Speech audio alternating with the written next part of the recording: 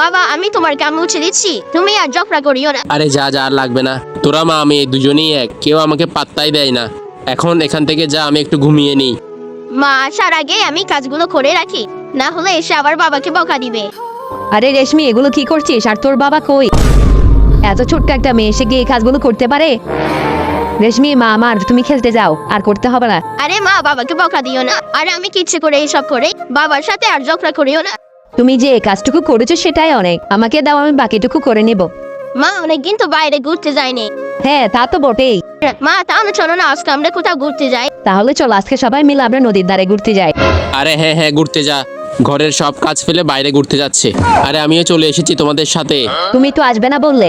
আরে ওটা এমনিই বলেছিলাম, ওই সময় মাথা ঠিক ছিল না, ভুলে বলে ফেলেছি। ও মাগো, কোমরটা মনে হয় ভেঙে গেল।